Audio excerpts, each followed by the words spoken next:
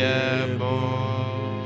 Oh mon Dieu, Tu es bon pour moi. Tu es bon pour moi. Tu es bon. Oh mon Dieu, Tu es bon. Oh mon Dieu, Tu es bon. Oh mon Dieu, Tu es bon. tu es bon. Tu es bon pour moi. Tu es bon. Oh, dans ma famille, Tu es bon. dans mon foyer, Tu es bon. dans mon service, Tu es bon. Tu es bon pour moi. Tu es bon. à l'église, Tu es bon. dans la vie des fidèles, Tu es bon. dans la vie du Père. Tu es bon. Tu es bon. Tu es bon pour moi. Tu es bon. Oh mon Dieu. Tu es bon. Tu es bon. Tu es bon. Tu es bon pour moi. Tu es bon. Tu es bon. Oh mon Dieu.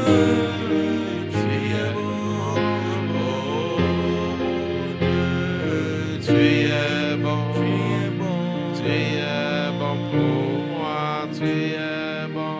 Oh, dans ma vie. Oh, dans ma famille. Chaque jour. Tu es bon pour moi. Tu es bon. Oh mon Dieu. Oh papa. Oh mon Dieu, tu es bon. Tu es bon pour moi. Tu es bon. Alléluia, alléluia, alléluia. Bien-aimés dans le Seigneur, soyez les bienvenus à cette émission biblique. Jésus te parle. Alléluia. Le Seigneur, dans son amour et dans sa grâce, il va encore nous parler cet après-midi. Et nous sommes reconnaissants pour tout ce qu'il fait à travers cette émission. Jésus te parle. Nous bénissons le Seigneur vraiment pour les grands témoignages. Nous disons merci au Seigneur pour vraiment ta fidélité. Toi qui es fidèle, toi qui suis. Alléluia. Nous disons merci au Seigneur parce qu'il change nos vies à travers cette émission. Je reçois de nombreux témoignages. Alléluia. Et d'encouragement venant de plusieurs personnes qui témoignent de comment ces enseignements bénissent leur vie. Et nous sommes reconnaissants au Seigneur que toute la gloire revienne à Jésus-Christ, au nom puissant de Jésus-Christ de Nazareth. Alors, bienvenue dans le Seigneur, cet après-midi, nous allons partager un thème qui est très capital. Je sais que beaucoup d'enfants de Dieu aiment la bénédiction. Les gens parcourent les églises pour chercher la bénédiction, mais les gens cherchent la bénédiction de la mauvaise manière. Donc, à travers cette émission, nous allons voir qu'il est très important pour nous de travailler, non pour être riche, mais pour être béni. Alléluia. Et nous avons notre thème en disant travailler pour être béni et non pour être riche. Alléluia. Et nous allons essayer aujourd'hui d'expliquer déjà le thème, d'expliquer ce que nous voulons dire et nous allons continuer dans les autres jours en profondeur. J'aimerais que tu sois connecté, que tu sois câblé pour vraiment recevoir beaucoup de connaissances venant du Seigneur. Et j'aimerais aussi que tu puisses partager l'émission, ceux qui me suivent en ce moment. Alléluia. Déjà travaille pour être béni, c'est-à-dire participe à la bénédiction de quelqu'un en partageant cette émission à un bien-aimé. Alléluia. Partage cette émission afin que quelqu'un puisse suivre et que la personne en suivant soit vraiment visitée par Dieu. Et si elle est visitée par Dieu, le Seigneur te bénira à cause de ton geste. Je veux te bénir au nom puissant de Jésus-Christ de Nazareth. Et aussi en suivant, vous pouvez aussi envoyer des commentaires, vous pouvez envoyer des cœurs pour que vraiment ceux qui sont vraiment dans le même réseau avec vous puissent être alertés par les réseaux sociaux afin qu'il puisse aussi vraiment nous rejoindre. Demeurer béni au nom puissant de Jésus-Christ de Nazareth. Père, nous te disons merci pour, Seigneur mon Dieu, cet enseignement. Nous te louons et te célébrons, Seigneur, pour ta fidélité. Éternel des armées, nous te confions tout ce que nous allons dire. Nous prions que ton Esprit Saint soit au contrôle. Père, parle-nous, Seigneur, dans un langage que nous allons comprendre. Et visite-nous, Seigneur, à travers cet enseignement. C'est dans le nom de Jésus de Nazareth que nous avons prié, que nous prenons autorité sur tout pouvoir occulte, sur toute force qui va se lever, Seigneur, contre l'enseignement de cet après-midi. Dans le nom de Jésus, nous engageons le sang de Jésus pour détruire leurs œuvres. Père, nous te disons merci. À toi toute la gloire. Au nom de Jésus. Amen.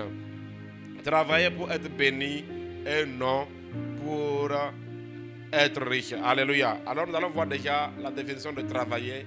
Aujourd'hui, nous allons vraiment planter le décor, expliquer un peu le thème et donner la vision de cet enseignement. Alléluia.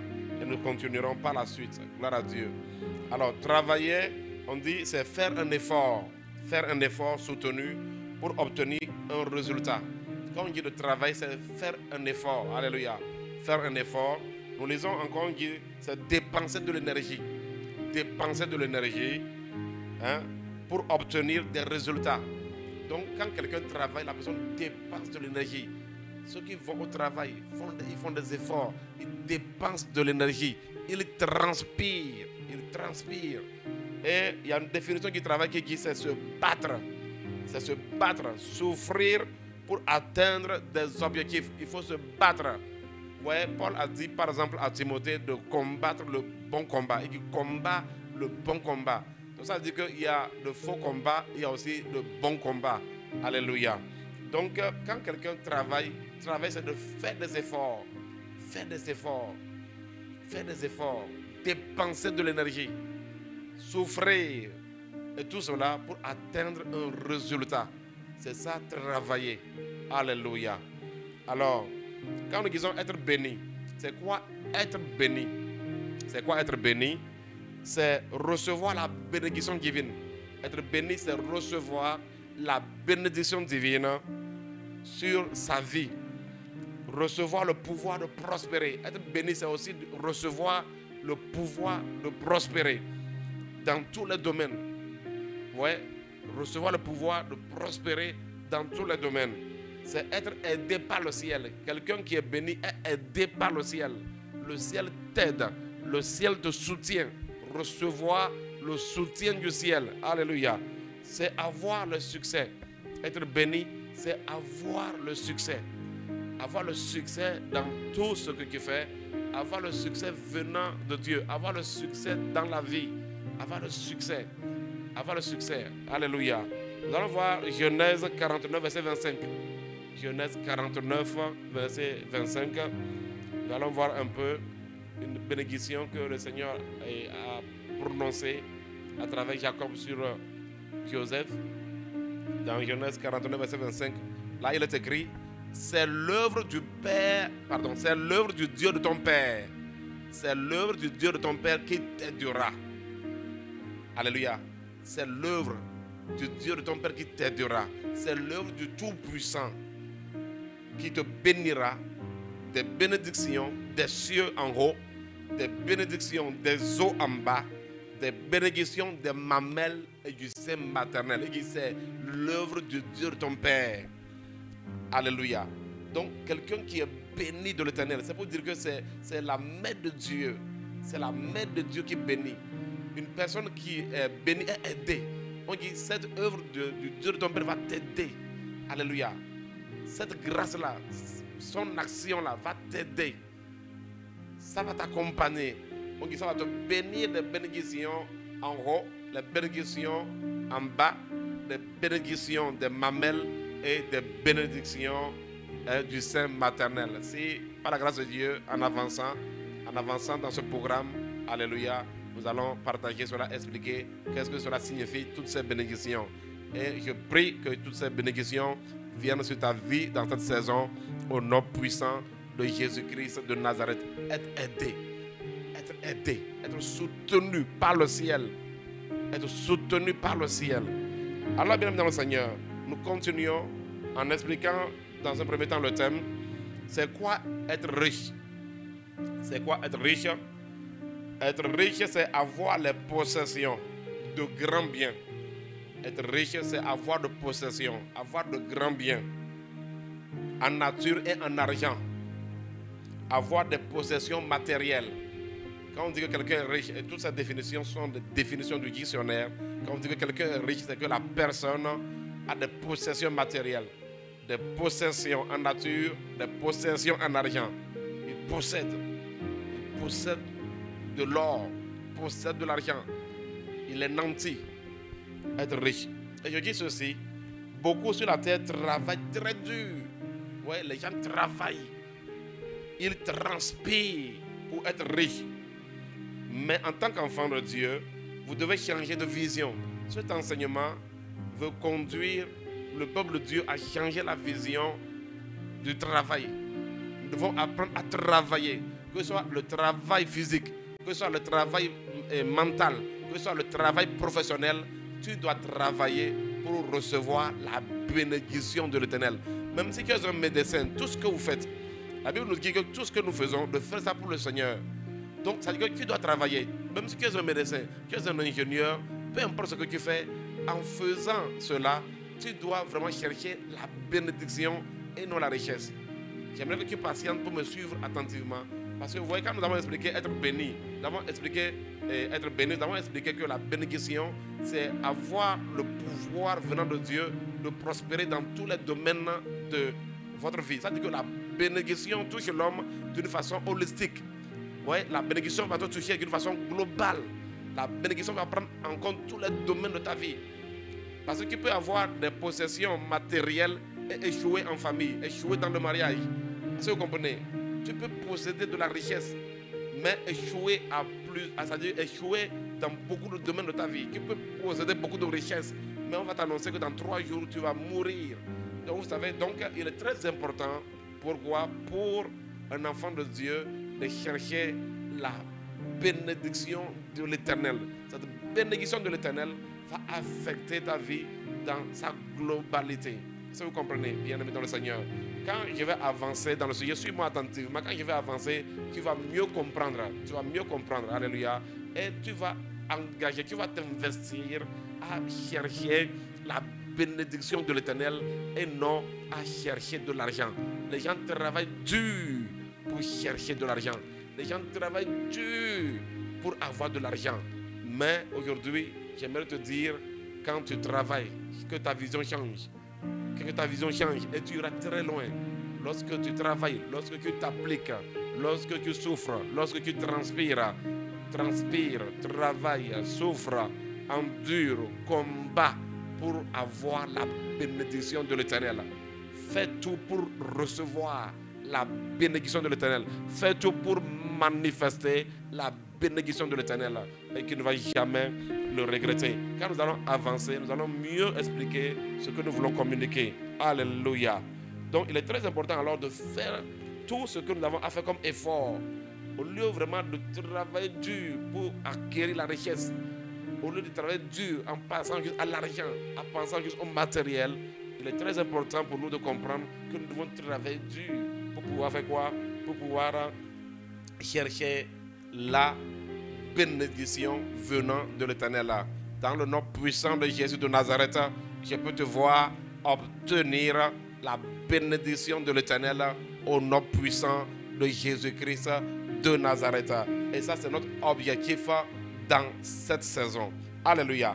Alors maintenant, je vais essayer d'aller plus loin maintenant en expliquant encore en détail. Alors, je pose une question. Pourquoi travailler pour être béni et non pour être riche? Pourquoi toi et moi nous devons travailler pour être bénis, faire des efforts pour recevoir la bénédiction?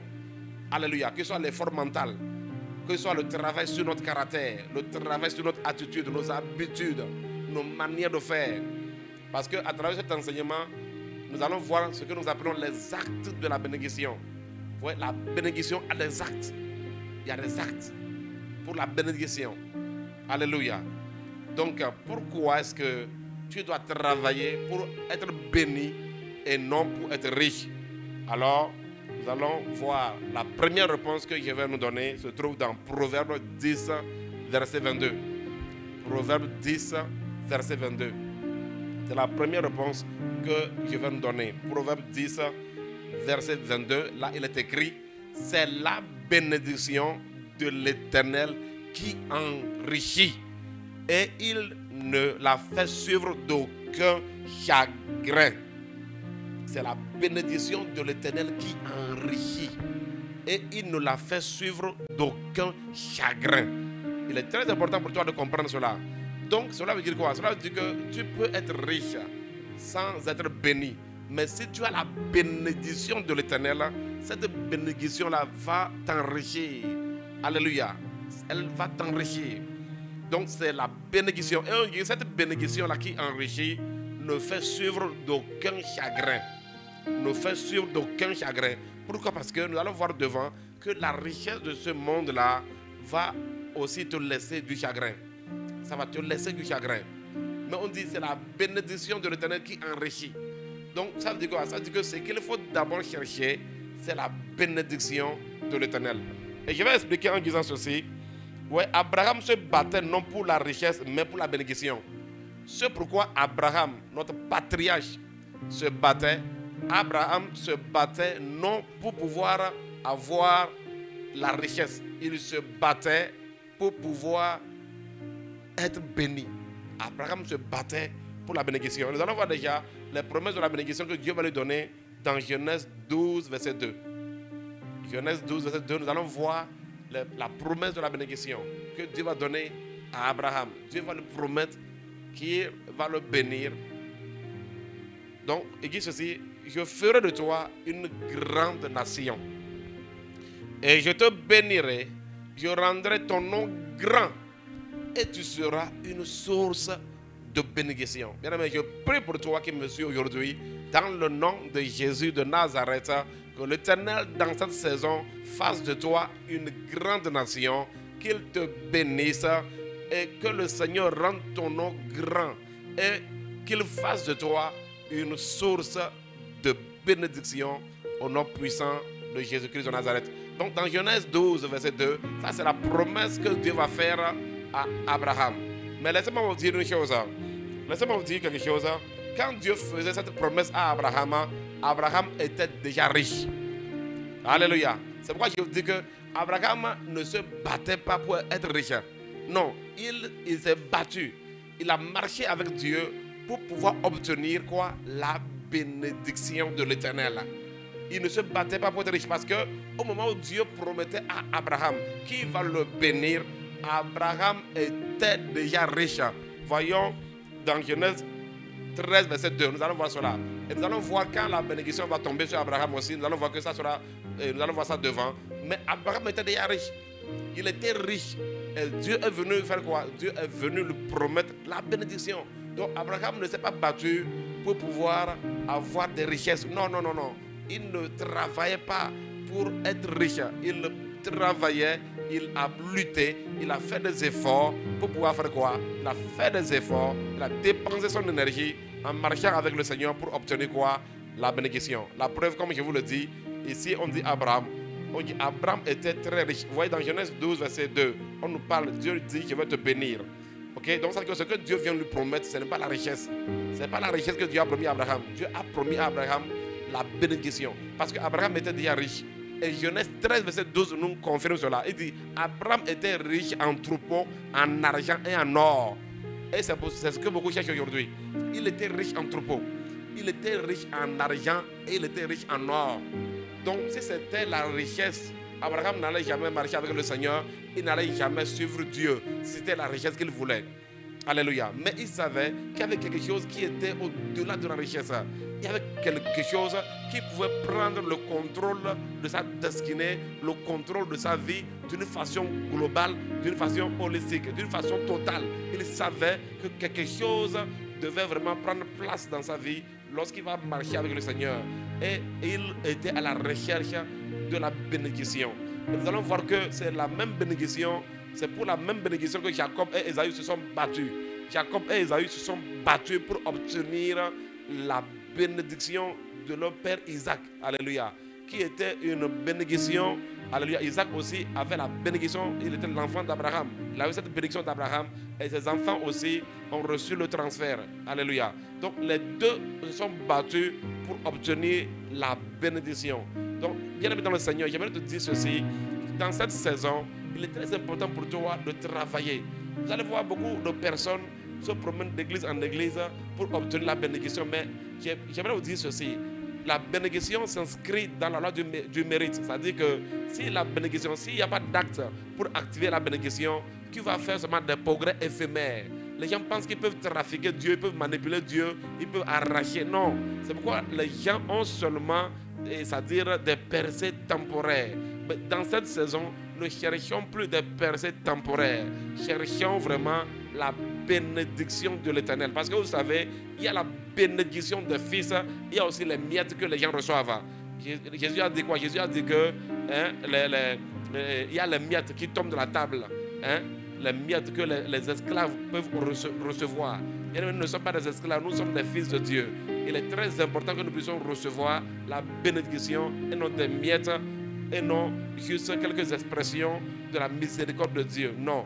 Dans cette saison, je te vois entrer dans de vraies bénédictions de l'Éternel au nom puissant de Jésus-Christ de Nazareth. Oui, ce n'est pas parce que tu vas quelque part et on proclame des bénédictions sur toi et c'est fini. Non. Pendant, dans Nombre 6, dans l'envoi, verset 25 à 26, Dieu a ordonné à Aaron, il a dit à Moïse de demander à Aaron de prononcer des bénédictions sur son peuple. Et bien aimé dans le Seigneur, les bénédictions ont été prononcées sur ce peuple année par année, année par année. Mais malgré ça, ils sont tous morts dans le désert. Pourquoi? Parce qu'ils n'ont pas activé la bénédiction prononcée par les actes de la bénédiction. Oui, on peut prononcer des bénédictions sur toi, mais il faut l'activer par les actes de la bénédiction. Je vais nous expliquer ça aussi, même dans la Nouvelle Alliance. Parce que je sais que les théologiens de la Nouvelle Alliance vont vouloir parler. Je suis suffisamment armé pour nous démontrer que le temps est venu de comprendre que la bénédiction se trouve dans nos attitudes. Ton attitude va déterminer ton altitude au nom puissant de Jésus-Christ de Nazareth. Alors, je reviens sur mon sujet.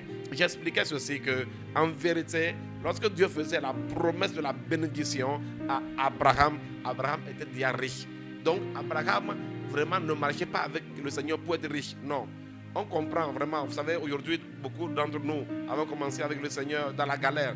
Donc, on comprend souvent que les gens, c'est-à-dire, on confond marcher avec Dieu pour la bénédiction ou pour la richesse. Mais Abraham, lui, il était déjà riche. Il a suivi Dieu étant riche. Ce que beaucoup de riches ne feront pas dans ce siècle-là. Abraham était déjà riche, mais il a compris qu'il y a quelque chose au-dessus de la richesse. Il avait besoin de la bénédiction de l'Éternel.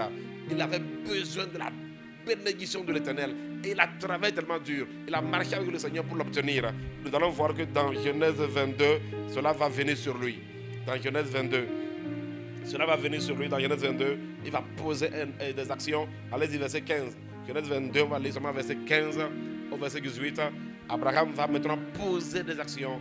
Il va poser des actes qui vont faire quoi? Qui vont amener la manifestation de la bénédiction de l'Éternel sur sa vie. Alléluia. On dit l'ange de l'Éternel. Ici, Abraham, il avait déjà accompli le sacrifice.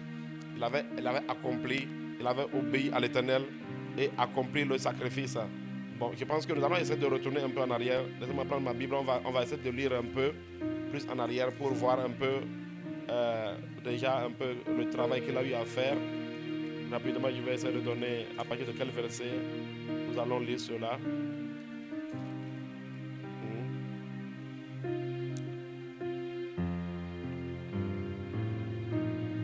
Est-ce que je ne vais même pas tenter? Je peux même... je peux tout lire. Vas-y, verset 22 au verset 1. Vas-y, à partir du verset 1. Je peux tout lire, il n'y a pas un souci. Alléluia. Pour aider à comprendre. On dit, après ces choses, Dieu mit Abraham à l'épreuve et lui dit, Abraham, et il répondit, Abraham, il répondit, me voici. Dieu dit, prends ton fils.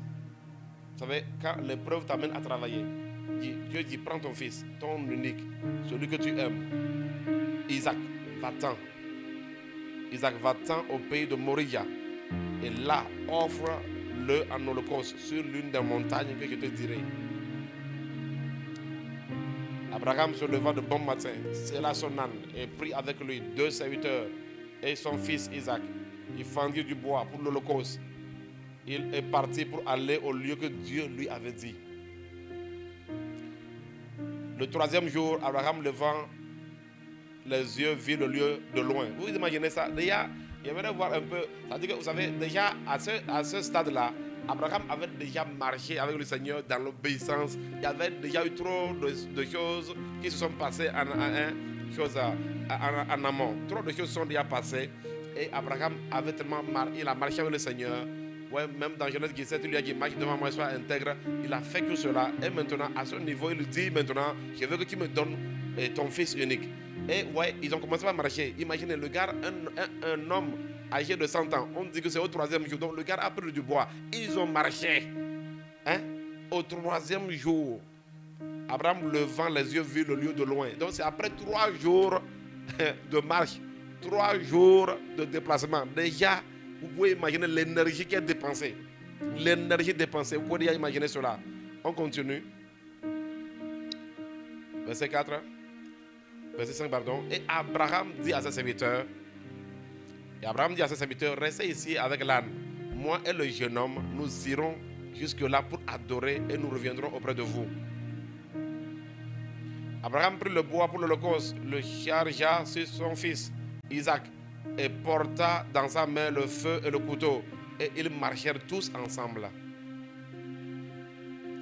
Alors Isaac parlant à Abraham, son père, dit, mon père. Et il répondit, me voici mon fils. Isaac reprit, voici le feu et le bois, mais où est l'agneau pour l'holocauste? Abraham répondit, mon fils, Dieu se pourvoira lui-même de l'agneau pour l'holocauste. Et ils marchèrent tous deux ensemble. Et tout ceci là, le monsieur était déjà riche. Tout ce que le monsieur est en train de faire là, le monsieur était en train de chercher la bénédiction de l'Éternel.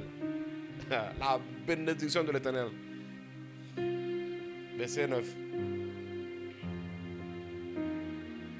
Lorsqu'il fut arrivé au lieu que Dieu lui avait dit, Abraham y éleva un autel et rangea le bois. Il lia son fils Isaac et le mit sur l'autel par-dessus le bois.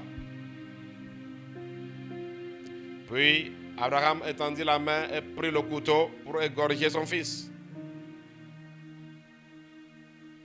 Alors l'ange de l'Éternel l'appela des cieux et dit, Abraham, Abraham. Et il répondit, me voici. Bien-aimé, le temps va venir où Dieu va appeler ton nom 2 fois. Alléluia. Et tu comprends que quelque chose va se passer. L'ange dit, n'avance pas ta main sur l'enfant et ne lui fais rien, car je sais maintenant que tu crains Dieu. Car je sais maintenant que tu crains Dieu et que tu ne m'as pas refusé ton fils, ton unique. Il y a les actes de la bénédiction, mes frères. Il y a des actes. Et ça demande du travail, ça demande de l'énergie.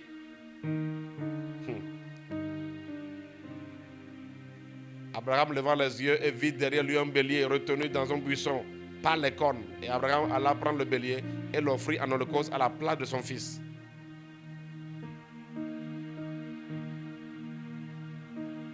Abraham donna à ce lieu le nom de Jéhovah Jireh. C'est pourquoi l'homme dit aujourd'hui à la montagne de l'Éternel, il sera pourvu.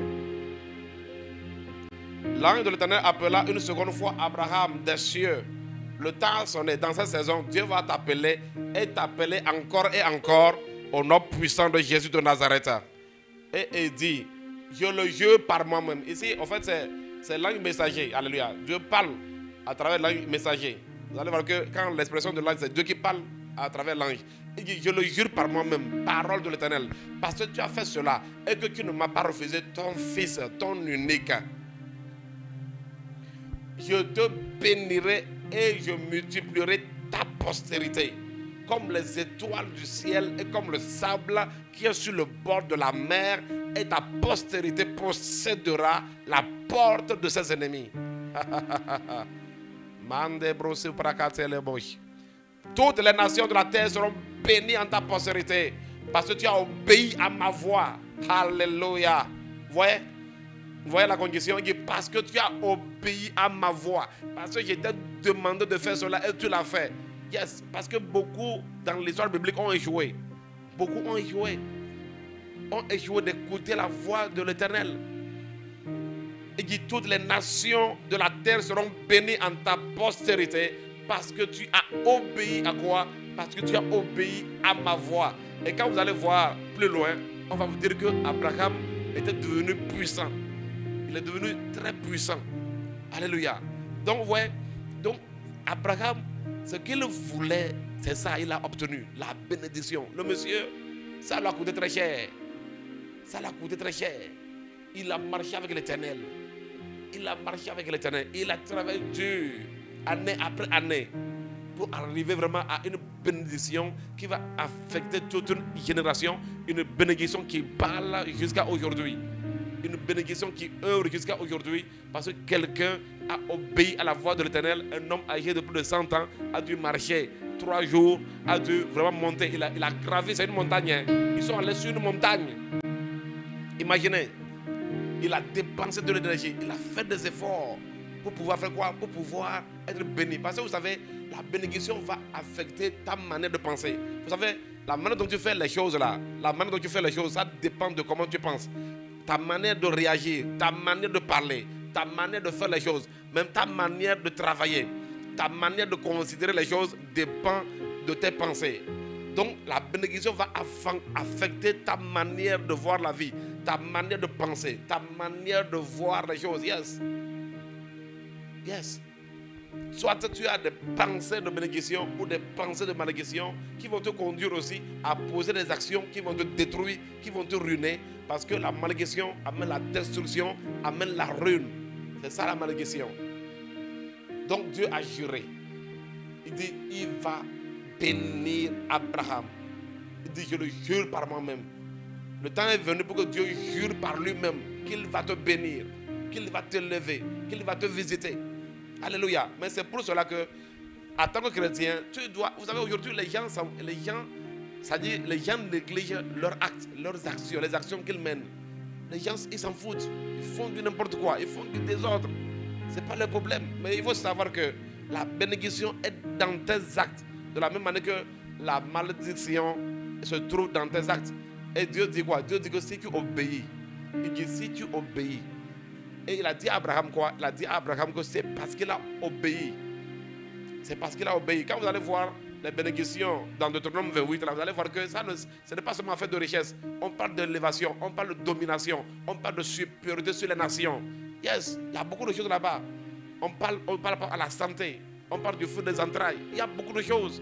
Parce que la bénédiction de l'Éternel, quand elle vient sur toi, elle va travailler sur tous les domaines de ta vie. C'est pour cela qu'il est très important que tu puisses vraiment apprendre à accumuler la bénédiction. Parce qu'il y a aussi des niveaux de bénédiction. Il y a des niveaux. La bénédiction a des niveaux. Alléluia. Et tu dois chercher plus de bénédiction. Tu dois chercher à attirer plus de bénédiction. Ne sois plus négligent. Alléluia. Il y a des clés. Il y a des portes. Il y a des stratégies. Pour être béni, tu dois les chercher. Tu dois les chercher. Ça, je vous dis, frère. Il est très important vraiment que les chrétiens comprennent cela. Les gens qui sont dans la facilité, les gens pensent que dans la facilité et puis dans le désordre, ils peuvent obtenir des choses. Mon frère, tu vas avoir seulement des miettes. Tu auras seulement les miettes. Mais si tu veux avoir la bénédiction de l'Éternel, tu vas travailler pour cela. Il y aura des efforts que tu vas fournir. Tu vas essayer tu vas contrôler ta chair, tu vas dominer ta chair. Tu seras obligé de contrôler tes actions, tes attitudes, tes habitudes. Tu vas les changer. Cela est très important que nous puissions comprendre cela, bien-aimés dans le Seigneur. Alléluia. Alors, pourquoi est-ce que nous devons travailler pour être bénis et non pour être riches? Je l'ai déjà expliqué. Donc, la première raison, c'est ça. C'est que c'est la bénédiction de l'Éternel qui enrichit. Proverbe 10, verset 22. Et j'ai expliqué que c'est pour cela que Abraham a cherché la bénédiction de l'Éternel. Alors, la deuxième raison, elle est très puissante. Il faut comprendre cela. La deuxième raison, pourquoi est-ce que nous devons travailler pour être bénis et non pour être riches? Même quand je parle de travail, là, je parle tout ce que tu dois faire comme effort, que ce soit sur ta vie, que ce soit dans ta profession. Alléluia. Même si tu es un enseignant, ne fais pas ça pour de l'argent. Et tu seras étonné. Cherche la bénédiction à travers ça. Et tu verras que tu vas travailler d'une façon différente. Si par exemple, par rapport à votre profession, quand vous exercez votre profession pour chercher la bénédiction de l'Éternel à travers, c'est-à-dire servir, parce que votre profession vous donne l'occasion de servir les nations. Quand vous servez d'une façon sincère, dans l'honnêteté, vous allez expérimenter la bénédiction de l'Éternel. Et cette bénédiction va aussi affecter votre descendance, va affecter les générations. Il est très important pour nous, en tant qu'enfants de Dieu, de comprendre cela. Alléluia. Alors, la deuxième raison, pourquoi est-ce que nous devons travailler, faire des efforts pour pouvoir être bénis et non être riches, c'est parce qu'il y a de la malédiction. C'est-à-dire les riches sont maudits. Il y a une malédiction sur les riches et sur la richesse de ce monde-là. Vous devez savoir que, c'est-à-dire les riches de ce monde-là sont sous la malédiction de l'Éternel.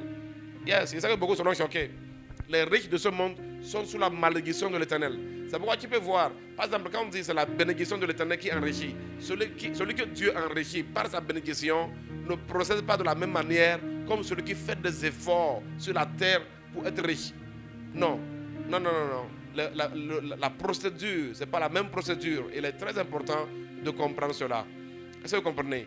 Comprenez, frère, que il y a une malédiction sur tous ceux qui sont riches. Il y a une malédiction de l'Éternel sur eux, sur la terre. C'est-à-dire que je parle de ceux qui sont riches selon ce monde, sont sous une malédiction. Et les richesses de ce monde aussi sont sous une malédiction. C'est ça que beaucoup vont commencer par écarquer les yeux. Soyez relax, soyez relax. Heureusement que vous me regardez à partir de l'écran. Sinon déjà, les gens peuvent commencer par me lancer des pierres. Merci Seigneur, alléluia. Alors, regardons Jacques 5, verset 1 à 3. Heureusement qu'il y a l'écran entre vous et moi, on est très loin, sinon ça va chauffer. Jacques 5, verset 1 à 3, nous allons voir cela. Vous ne travaillez pas pour être riche. Si vous travaillez pour être riche là, vous allez être sous la malédiction. Vous serez maudit. Regardez par exemple Jacques 5, verset 1. Il dit, à vous maintenant riches, pleurez et gémissez à cause des malheurs qui viendront sur vous. Il y a de la malédiction sur les riches de ce monde. Il dit, vous, vos richesses sont pourries et vos vêtements sont rongés par les teignes. Votre or et votre argent sont rouillés. Et leur rouille s'élève en témoignage contre vous et dévorera vos chairs comme un feu. Vous amassez les trésors dans les derniers jours. Vous voyez ça? Remettez ce passage. Il dit malheur à vous. Il y a un malheur. Ça, je vous dis. Rien ne sait pas ça. Je ne veux pas donner beaucoup de versets, mais il y a une malédiction sur les riches selon ce monde-là. Alléluia. Il dit à vous maintenant riches, pleurez et gémissez à cause des malheurs qui viendront sur vous. Donc ça veut dire qu'il y a des malédictions déjà sur les riches. Il y a un malheur. Il y a un jugement que Dieu prévoit sur tous les riches selon ce monde-là. C'est pourquoi si tu travailles pour être riche là, tu vas inscrire ton nom sur leur liste. Tu vas inscrire ton nom sur leur liste. Ouais. Alors, il leur demande de commencer. Donc si tu travailles dur pour seulement avoir de l'argent dans ce monde-là, commence pas à pleurer. On te demande de commencer, il n'y a pas à pleurer. Yes. Parce que tu as travaillé pour de l'argent. Tu n'as pas travaillé pour le Dieu. Tu n'as pas travaillé pour être béni. Alléluia. Alors, verset 2 de Jacques, allons-y. Je vais relire ce passage. Il dit, vos richesses sont pourries et vos vêtements sont rongés par les teignes. Allons-y. Votre or et votre argent sont rouillés et leur rouille s'élèvera en témoignage contre vous et dévorera vos chairs comme un feu. Vous avez amassé des trésors dans les derniers jours. Bien aimé, écoutez-moi bien. Laissez-moi vous parler. Ce Jacques 5, verset 3 que vous voyez là, c'est prophétique. C'est un verset prophétique. Yes. Si je veux parler comme un Ivoirien, je vais dire que c'est un verset dangereusement prophétique. Est-ce que vous comprenez, frère? Alléluia. Yes, c'est un verset prophétique. Maintenant, je vais donner un autre verset. Maintenant, c'est Jésus même. Les gens vont dire que ça, c'est Jacques. On va voir ce que notre Seigneur Jésus même a dit. C'est pourquoi vous devez plutôt chercher à être un béni de l'Éternel. Nous sommes dans une génération où nous avons besoin que beaucoup plus de personnes soient bénies de l'Éternel. Dans nos églises, on a besoin de beaucoup plus de personnes bénies. Yes. Yes. Dans ton église, là, ne souhaite pas être la seule personne bénie. Si tu es la seule personne bénie, là, tu ne sentiras pas cela parce que ça dit que les autres vont s'accrocher à toi et ils vont quand même essayer de te partager. Ça, c'est clair. Nous avons besoin que Dieu suscite dans nos églises plus de personnes bénies au nom puissant de Jésus-Christ de Nazareth. Alléluia. Mes frères, je vous assure, il vaut mieux avoir une église de 10 personnes bénies que d'avoir des centaines de personnes, alors que peut-être qu'il n'y a que 1 et 2 personnes qui ont vraiment la bénédiction de l'Éternel. Alléluia. Alors, Matthieu 19, verset 23 à 24. Dans ta famille, tu ne dois pas être la seule personne bénie. Tu dois prier, intercéder. Yes. Pour que beaucoup s'alignent dans le plan de bénédiction de l'Éternel. Sinon, ça peut peser sur toi. Alors, Matthieu 19, verset 23 dit ceci. Jésus dit à ses disciples, je vous le dis en vérité, un riche entrera difficilement dans le royaume des cieux. Mes frères, ça c'est des paroles terribles. Jésus dit à ses disciples, je vous le dis, en vérité, un riche entrera difficilement dans le royaume des cieux. En vérité, c'est une manière de dire qu'en vérité, là, c'est vraiment la chance. C'est-à-dire que, imaginez quand 1% de chance, 1% de chance pour entrer dans le royaume des cieux, vous pensez que, c'est-à-dire que ici, là, ce langage que vous voyez là, c'est pour dire que le pourcentage, c'est-à-dire que le pourcentage pour qu'un riche entre dans le royaume des cieux, c'est compliqué. Verset 24. Ça, c'est Jésus qui parle comme ça. Je vous le dis encore, il est plus facile à un chameau de passer par le trou d'une aiguille qu'à un riche d'entrer dans le royaume de Dieu. Donc, là, il y a une malédiction sur la richesse. Il dit un riche. Enfin, si vous connaissez l'histoire, c'est que Jésus a demandé à un riche. Jésus a demandé à un jeune homme riche de poser les actes de bénédiction. Et il a refusé. On ne va pas aller dans ça aujourd'hui. Alléluia. On ne va pas aller dans ça. Gloire à Dieu. Je bénis le Seigneur pour les 12 jours de jeûne et prière que nous sommes en train d'avoir. Et je demande à tous les enfants de Dieu vraiment de suivre vraiment. Et je demande que les gens puissent ouvrir les oreilles pour entendre. Parce que vous savez, une des choses que la malédiction fera dans la vie de quelqu'un, c'est de fermer son entendement et de l'empêcher de comprendre et d'obéir. Non. Vous savez, en tant que pasteur, j'ai fini par découvrir qu'il y a beaucoup de personnes vraiment, c'est-à-dire qui ont choisi de ne pas émerger dans la vie. Peu importe ce que tu fais, peu importe ce que tu dis là, non. Ils sont égaux à eux-mêmes, frères de la rébellion et de la désobéissance. C'est impressionnant. Il y a des gens, il n'y a pas moins de compter sur eux. Tu peux tout dire. Yes. Tu peux tout dire. Des gens comme ça, ce qu'il nous faut, c'est d'intercéder davantage. D'intercéder davantage. Pour que Dieu renverse leur sens de la désobéissance en sens d'obéissance à l'Éternel. Cela est très important, mes bien-aimés dans le Seigneur. Alléluia. Ouais. Jésus dit qu'il sera difficile à un riche d'entrer dans le royaume de Dieu. Le pourcentage est compliqué. C'est pourquoi il est très important pour vous de travailler pour être béni et non pour être riche. Parce qu'il y a la malédiction sur les riches de ce monde-là. Yes. Et cette malédiction-là, c'est ça qui fait qu'ils n'ont pas la paix. Ils n'ont pas la paix. Si tu n'es pas quelqu'un qui est béni, tu obtiens seulement les richesses. Parce que les richesses de ce monde-là sont des richesses injustes.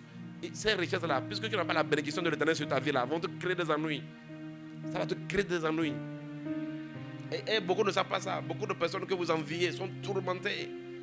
Les gens travaillent dur, que ce soit par leur profession, que ce soit par des sacrifices au diable pour obtenir les richesses de ce monde-là.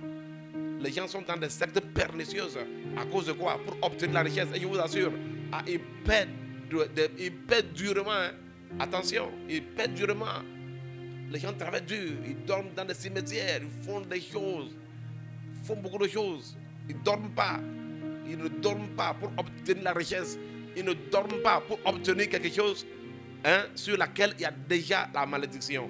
Frère, toi et moi, travaillons. C'est-à-dire que si tu es chrétien et que tu n'as pas la considération sur ce qu'on appelle la bénédiction, c'est que tu n'as encore rien compris. Tu n'as encore rien compris, frère. Tu n'as encore rien compris. Parce que quelqu'un qui travaille pour la richesse, un jour là, cette richesse peut partir comme ça va s'envoler. Mais quelqu'un qui obtient la bénédiction de l'Éternel, même si tu viens prendre le matériel, cela va encore venir. Alléluia. Yes. Même si un tremblement de terre engloutit ta maison, Dieu va encore te redonner ça sans souci. Parce que la bénédiction de l'Éternel est sur ta vie. C'est pourquoi nous disons qu'il est très important pour nous, frères, de chercher la bénédiction. Mon frère, cherche la bénédiction. Cherche la bénédiction. Yes. Alléluia.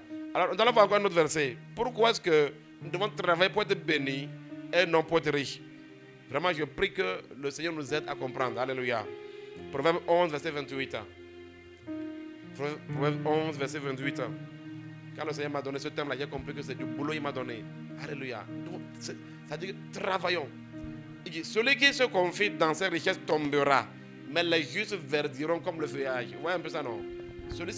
Dans quelle richesse? Les richesses, le matériel. Parce qu'une personne qui est bénie, ce n'est pas le matériel qu'il voyait. Abraham ne voyait pas le matériel. Abraham était riche en troupeaux. Vous-même regardez bien aimé. Il était riche en or, il était riche en argent. Parfois, quand tu vas prêcher l'évangile à des gens qui sont nantis, ils te demandent que pourquoi je vais suivre votre Dieu. Parce que moi, j'ai déjà tout. Pourquoi je vais suivre votre Dieu? J'ai déjà tout. Pourquoi je vais le suivre? C'est pourquoi vraiment, quand vous misez l'évangile sur la richesse, vous n'allez pas pouvoir atteindre les gens. Ça sera compliqué d'atteindre certaines personnes. Et Dieu va nous demander cela après. Yes. Ils ont des richesses, mais ils ne sont pas bénis. Abraham avait la richesse en or, en argent, tout. Mais il n'était pas heureux, il n'avait pas la paix. Il a lutté pour avoir la bénédiction de l'Éternel, qui produit non seulement les richesses, mais produit aussi vraiment la paix que Dieu donne, la joie que Dieu donne, la domination, la puissance, la protection. Est-ce que vous comprenez bien dans le Seigneur? Prends encore avec moi Proverbe 15, verset 6. Proverbe 15, verset 6. Il y a une grande abondance dans la maison du juste, mais il y a du trouble dans les profits des méchants. Vous voyez ça? Est-ce que quelqu'un me suit?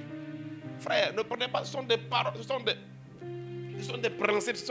Si tu faisais la mathématique, là, il va te dire que ce sont des théorèmes, ce sont des axiomes de l'Éternel, ça. Les mathématiciens ont déposé des théorèmes, ils ont des axiomes. Ça, ce sont des axiomes.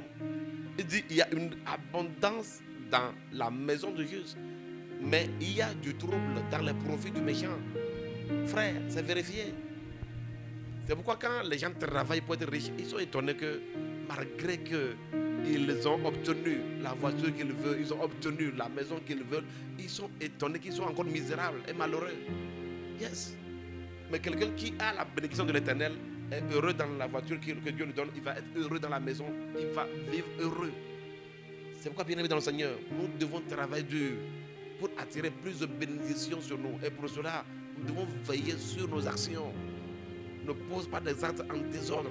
N'agis pas n'importe comment. Agis pour attirer la bénédiction de l'Éternel. Cela est très important. Alléluia. Alors je dis ceci. Travaillez donc pour être béni. Travaillez pour la bénédiction d'Abraham.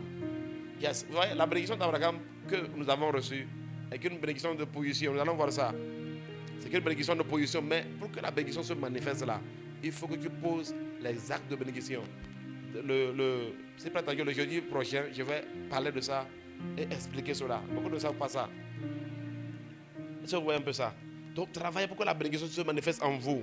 Travaillez pour obtenir la bénédiction issue de l'œuvre de la croix. C'est aussi la bénédiction d'Abraham, parce que la Bible dit que Dieu a fait la promesse à Abraham et à sa postérité. Dieu a fait la promesse à Abraham et à Christ. Donc nous aussi qui sommes les croyants en Jésus-Christ aujourd'hui, à travers l'œuvre qu'il a accomplie sur la croix, nous obtenons aussi la bénédiction d'Abraham. Mais cette bénédiction est une bénédiction de position. Je vais expliquer ça. Je vous donne un exemple. Par exemple, Isaac. Et je vais encore expliquer ça en détail. Avec des versets à l'appui, vous allez comprendre. Quand Isaac a demandé qu'il va bénir ses enfants, et Isaac a béni Jacob. Et quand il a béni Jacob, Ésaü est venu et il a dit à Ésaü que ton frère a pris tout. Et je l'ai établi comme ton maître. Il dit ton frère là, il a tout pris. Nous allons voir ça le jeudi prochain, ne soyez pas pressé. Parce qu'aujourd'hui, je vais juste donner le décor. Je vais juste donner la vision, en fait. Et j'aimerais que, en tant qu'enfant de Dieu, nous puissions changer notre vision du travail. Change ta vision du travail. Tout ce que tu fais là, si tu n'apprends pas ça à faire ça de tout ton cœur, si tu travailles par murmure, il y a des gens qui les voient au bureau en train de murmurer en désordre. Ce sont des actes de malédiction. Les gens travaillent pour le profit. Ils travaillent pour le gain. Ils travaillent parce qu'ils attendent, ils espèrent des choses, que ça. Frère, apprends à servir. Apprends à servir pour l'amour de l'Éternel. À servir pour obtenir la bénédiction de Dieu. Apprends à servir avec joie. Apprends à servir. Tout ce que vous faites comme activité, faites-le avec joie. Faites-le pour servir. Vous serez étonnés, frère. C'est que cela qui nous manque. C'est que cela qui nous manque quand nous opérons pour des intérêts. Pour des intérêts seulement de ce monde. Cela est très compliqué. Mais ceux qui persévèrent dans des actes de bénédiction, Dieu est un Dieu fidèle, frère. Dieu est un Dieu fidèle. En tant que pasteur, il y a des gens, quand ils viennent me voir que non, il y a telle situation, je leur dis, toi, ne sois pas inquiet, reste tranquille. Et Dieu n'a jamais raté de prouver sa fidélité. Dieu est trop fidèle, frère. Il est fidèle. La fidélité est un nom de Dieu. La fidélité est un nom de Dieu. Lorsque tu poses des actes de bénédiction, ça dit que certaines situations ne peuvent venir dans ta vie que par promenade. Yes. Par promenade. Il peut y avoir des épreuves. Ça va venir se promener. Mais ça sera dégagé. Pourquoi? Parce que tu es une personne bénie. Tu es une personne bénie. À partir du moment où le peuple de Dieu, Israël, était béni, Balaam n'a pas pu les maudire. Balaam n'a pas pu les maudire. Balaam a dit, mais ils ont la bénédiction de Dieu. Qu'est-ce que moi je peux faire? Qu'est-ce que je peux faire? Alléluia. Est-ce que vous voyez bien dans le Seigneur? Alors, j'y reviendrai. Je reviendrai sur la bénédiction que nous avons obtenue. Ok? Et j'étais donc en train d'expliquer que, en fait, Isaac, il a béni Jacob. Ok? Il a béni Jacob, hein, mais plus loin là, quelle bénédiction Jacob était en train de chercher quand il a passé toute la nuit à lutter avec l'ange de Dieu? Jacob a dit à l'ange de Dieu, bénis-moi. Le jeudi, je vais vous expliquer. Je vais vous expliquer. Est-ce que vous comprenez? Donc ça dit qu'il avait reçu une bénédiction. Ça dit qu'il y a des gens, ils se baladent pour qu'on prononce des paroles sur leur vie. Mais il n'y a pas d'acte qui accompagne ça. Tant que tu as juste des paroles de bénédiction, mais il n'y a pas les actes de bénédiction, la bénédiction n'est pas activée. Comprends cela. Jacob a bien reçu la bénédiction de Isaac. Est-ce que vous comprenez? Mais plus loin, il criait et demandait à l'ange, il dit, si tu ne me bénis pas, je ne te laisse pas. Mais Jacob, tu veux quoi alors? Tu avais déjà été béni, non? Je vais vous expliquer ça le jeudi prochain. Je vais vous expliquer ça. C'est de la même manière, Israël avait la bénédiction d'Abraham. C'est un peuple qui a la bénédiction d'Abraham sur lui. Yes, Dieu a béni Abraham et ses descendants. Mais pour que la bénédiction soit activée dans la vie de ses descendants, dans Deutéronome 28, Dieu a dit, si tu obéis à la voix de l'Éternel, de la même manière qu'Abraham, parce qu'Abraham l'a obtenu par son obéissance. Et Dieu va maintenant demander à sa descendance que, oui, les bénédictions d'Abraham ont été prononcées sur vous. Vous avez la bénédiction d'Abraham, mais pour que cette bénédiction s'active, c'est pourquoi beaucoup se baladent dans les églises pour pouvoir être bénis, comme prononcent des paroles de bénédiction sur eux. Mais comme ils ne connaissent pas les secrets, pour que la bénédiction s'active en eux, vous allez voir que peu de personnes seulement ont des résultats. Vous pouvez voir peut-être plus de 3000 personnes sont là, ont béni. Et après, vous allez voir juste peut-être 10 personnes qui vont venir témoigner. Pourquoi? Parce que beaucoup n'ont pas accompagné cela. Il n'y a pas de conditions pour que la bénédiction là se matérialise. Peut-être qu'il y a beaucoup de bénédictions qui te suivent, mais la bénédiction n'est pas activée. Pourquoi? Parce que la bénédiction là attend des actes. Il y a des actions. Il y a des actions qui doivent accompagner cela. Ils ont été bénis pendant leur parcours dans le désert, mais la rébellion fait qu'ils sont tous morts. C'est pourquoi nous parlons de travailler. Quand je parle des actes de la bénédiction, cela rejoint le travail. J'ai travaillé pour être béni. Hein? Donc, toutes les richesses, comme je l'ai dit, les Juifs, ils avaient reçu la bénédiction de position, même Jacob. Même les chrétiens, nous avons reçu quoi? Les chrétiens, nous avons reçu la bénédiction. La Bible déclare que nous sommes bénis de toutes les bénédictions. Parce que quand je dis travailler pour être béni, je sais que ceux qui ont une mentalité théologique, là, vont dire, mais attends, on a dit que nous avons été bénis de tout. Oui. Et puis les gens aiment trop beaucoup parler comme ça. Tu aimes beaucoup parler. Je vois combien tu es béni. Oh. Je vois combien tu es béni. Les gens sont bizarres. Alléluia. Bien aimé dans le Seigneur. En tant que chrétiens, nous avons aussi hérité la bénédiction d'Abraham. Et effectivement, nous sommes bénis. Je pense que c'est Éphésiens 3, je crois que c'est ma bonne mémoire, où on explique que nous sommes bénis de toutes les bénédictions dans le lieu céleste. Mais bien aimé dans le Seigneur, laisse-moi te dire ceci, que malgré cela, il faut que cela soit accompagné par les actes de la bénédiction. Oui, nous avons été bénis. La Bible dit que nous avons été délivrés, tout. Nous avons reçu le salut. Mais il y a un travail qui doit activer ça par des actions, par des actes. Alléluia. C'est important. Voilà. Donc c'est plutôt Éphésiens 1:3. Et qui béni soit Dieu, le Père de notre Seigneur Jésus-Christ, qui nous a bénis de toutes sortes de bénédictions spirituelles dans les lieux célestes en Christ. Mon frère, comment tu vas faire? Les bénédictions là sont dans les lieux célestes. Yes, cette bénédiction là, on t'a déjà béni. Mais il faut des actes, il faut des actions pour que ça s'active.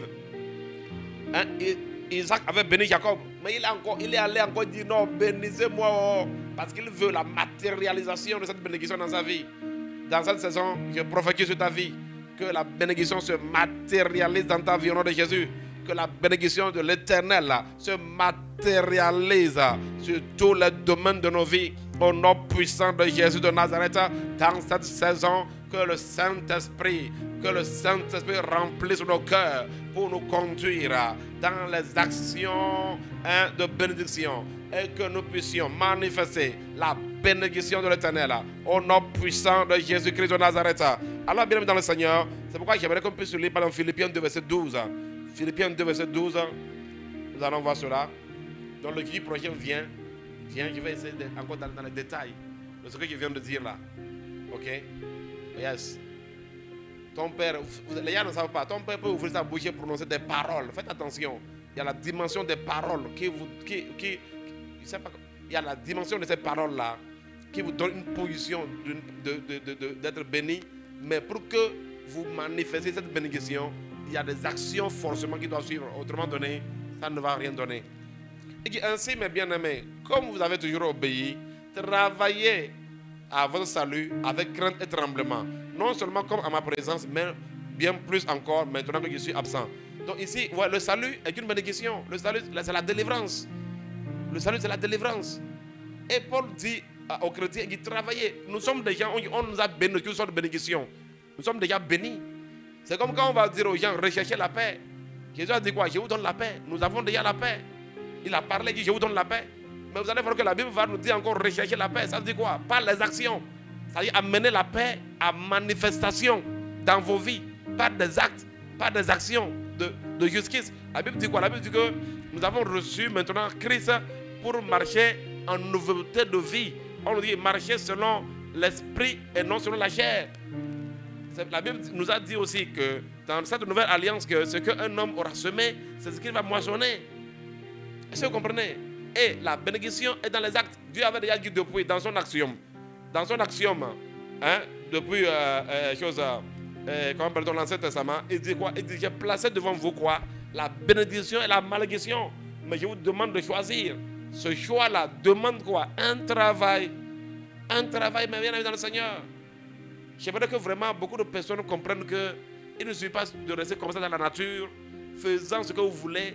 Si tu passes ton temps dans une vie de désordre, si tu passes ton temps dans une vie de méchanceté, tu passes ton temps dans une vie à critiquer, tu passes ton temps dans une vie à manquer du respect, à l'autorité, à faire du désordre, à faire ce que tu veux, si tu passes ton temps à poser les actes de malédiction, mon bien-aimé dans le Seigneur, mon bien-aimé en Jésus-Christ, n'espère pas en retour la bénédiction. N'espère pas en retour la bénédiction. Alléluia.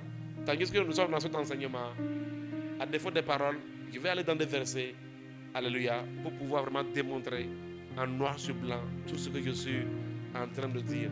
Mais bien aimés, Dieu ouvre pour nous une saison de bénédiction. Et que dans les derniers jours, je vais répandre mon esprit sur toute chair. Alléluia. C'est le temps, alléluia. C'est la saison de l'Éternel. Et nous devons vraiment nous lever pour marcher dans la bénédiction de l'Éternel.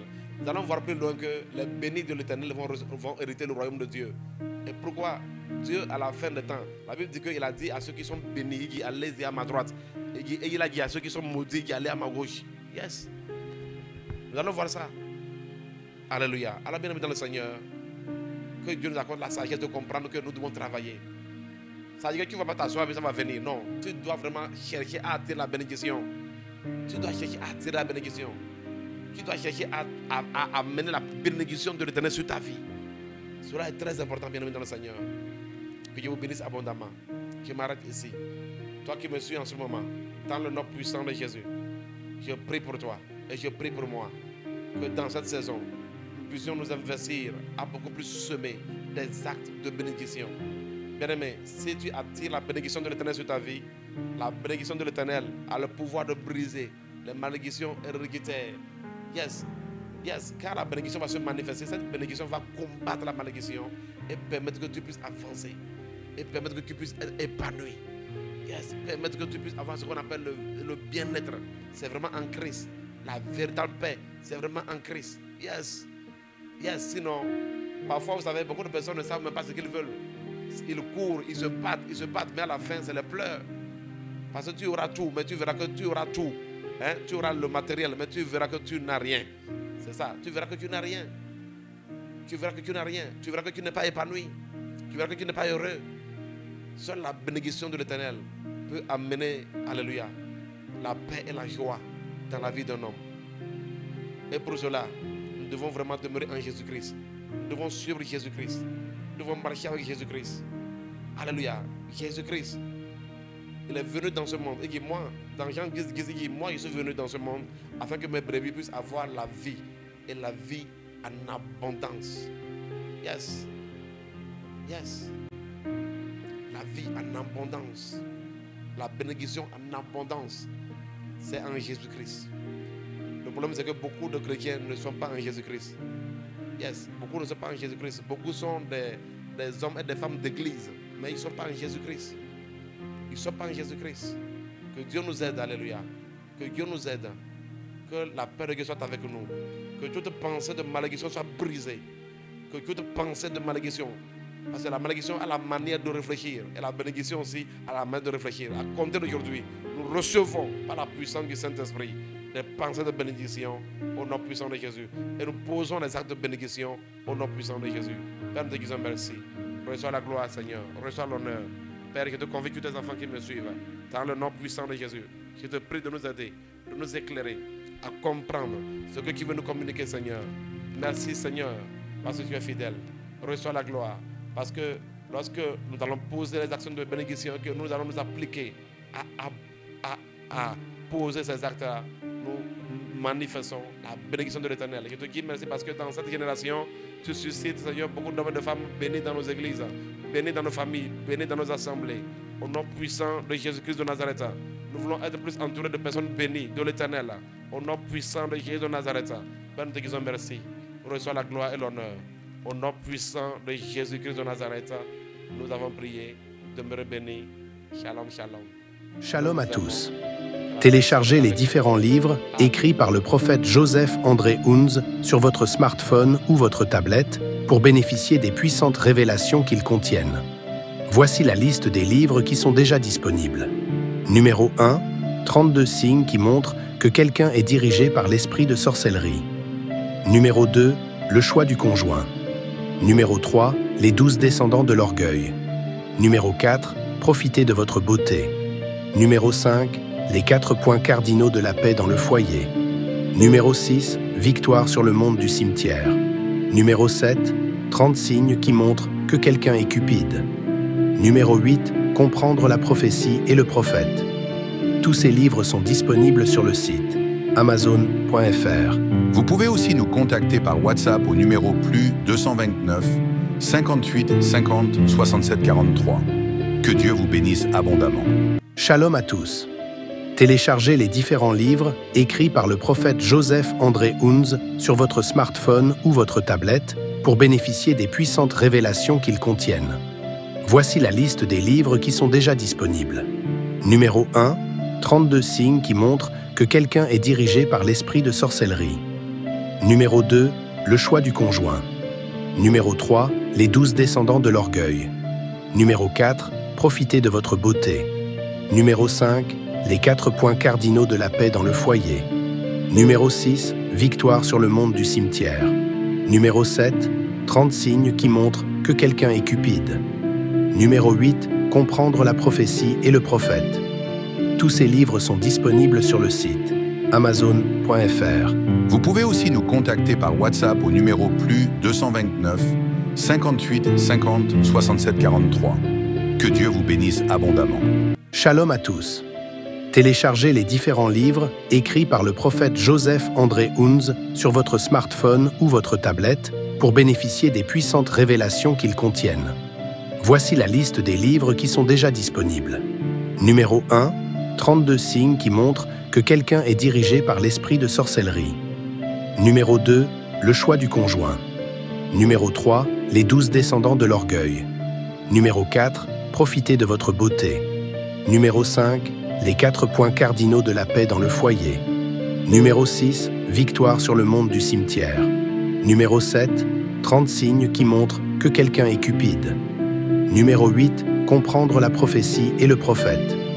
Tous ces livres sont disponibles sur le site amazon.fr.